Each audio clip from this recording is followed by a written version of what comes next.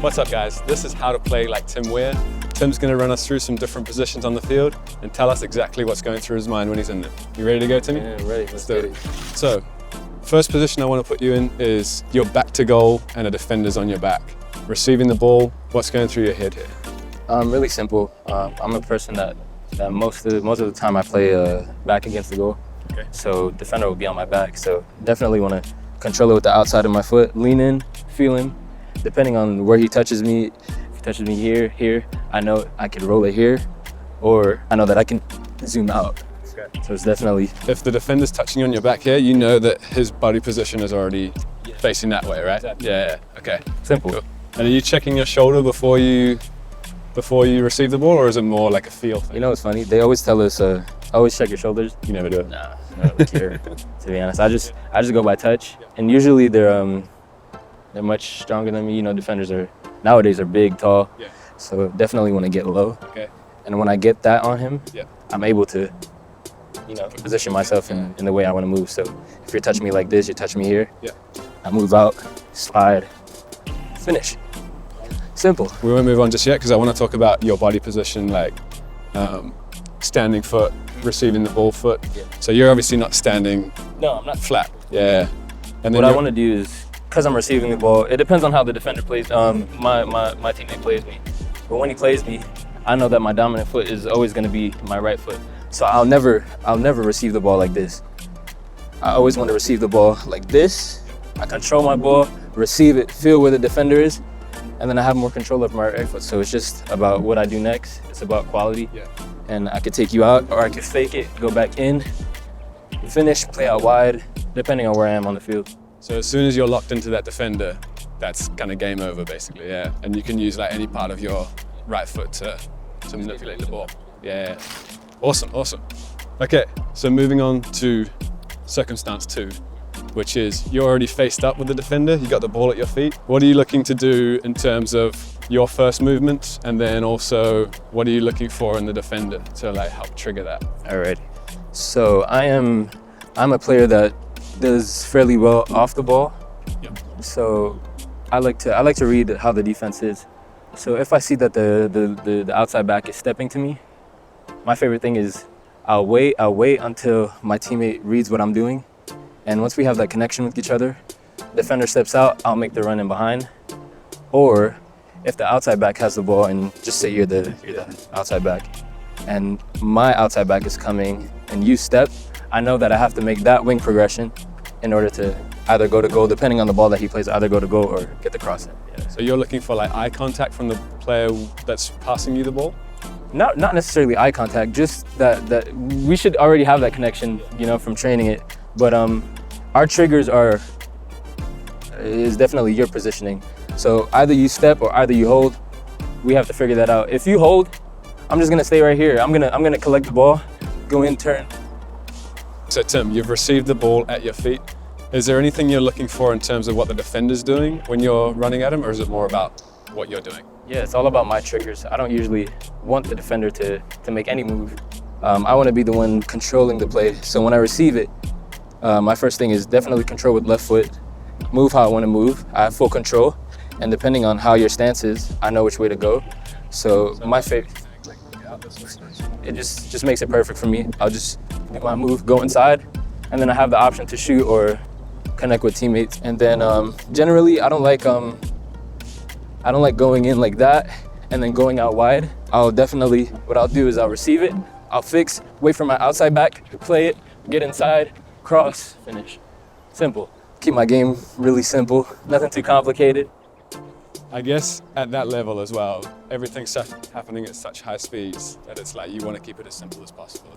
I'm not a player that, I'll maybe add in a few crossovers from then and there, but nothing too complicated, just give and go for me. Yeah, sure. Counterattacks, my favorite. Love it.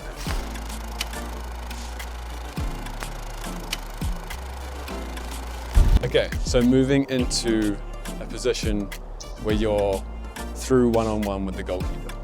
1v1 with the goalkeeper, especially when you're running to go from a far distance, you definitely there's so much going through your mind.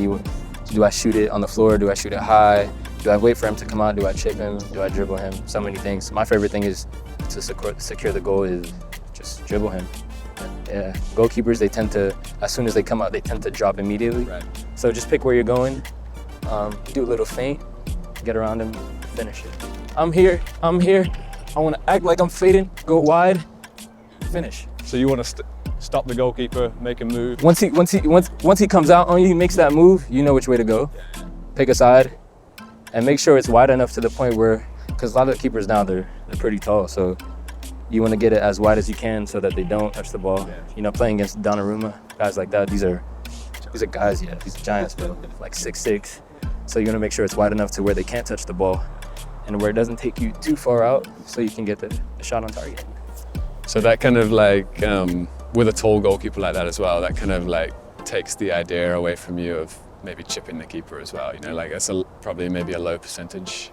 Yeah, you definitely don't want to chip those guys because they're bigger in body, so they're definitely, it'll hit a shoulder to hit something. So definitely want to secure it by dribbling them, and you're faster than them. It takes them a minute to get to the floor, and you know, the rest is history. You just knock it in, take it around them, knock it in. Yeah. Love that. What are you looking for when you're looking to stand the ball up for a teammate? Like you're assisting, trying to find a teammate in the box. Can you walk us through like what are you looking for there? Definitely are looking for movement. You don't want to rush it because if you rush it, you know, players aren't ready and they can't get onto the ball the way they want to get on the ball. So you have to read the play. You have to know when to cross it, when to take your time. When you're going 1v1, you have to know, you know, how much time you need to do your 1v1 in order for your teammates to get set in the box. Yeah, that's basically it. When I'm looking for an assist, I usually get my assist from out wide, so on crosses. So I like to, I have a hot spot that Show me. definitely. This area is my office. Defender's coming to me, I like to take him. And what I like to do, I like to fake like I'm gonna cross it. And then I go in for the pullback, set the striker up. And if you look at our season, most of the assists that I've given to JD, Jonathan David, have been exactly like this. As a defender here, you're probably thinking like he's wanting to block that cross, obviously. So that's you're using that to your advantage in a way of like a small fake here, and you know you've sold him pretty much. It's like the worst thing they can do is allow me to get the advantage, the first touch on them. So once I get that first touch and I start to build momentum and get that speed, I just do whatever, go around them and cross it. Or I might fake the cross like I did here, go inside, give a delivery on the floor, pull back. I love pullback crosses because there's always options. You just hit it. Just hope someone's there at the end of it to knock it in. So yeah. I feel like that's super effective as well, like because you've got late runners as well from midfield coming in, so like a pullback cross along the ground is like. And you have everyone sprinting back, so the whole like opponent's defense is sprinting back, so they don't have time to step like that. Yeah, they're trying to make sure that the ball doesn't come across goal. So there's always an option when you pull it back, for sure. And are you looking like even before that first touch?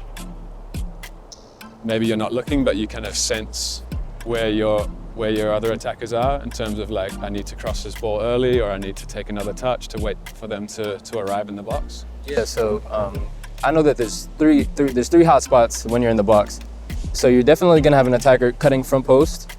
You're gonna have someone back post, the winger coming from the other side. You're gonna have another forward centrally, and then you're gonna have a midfield option in the pullback zone.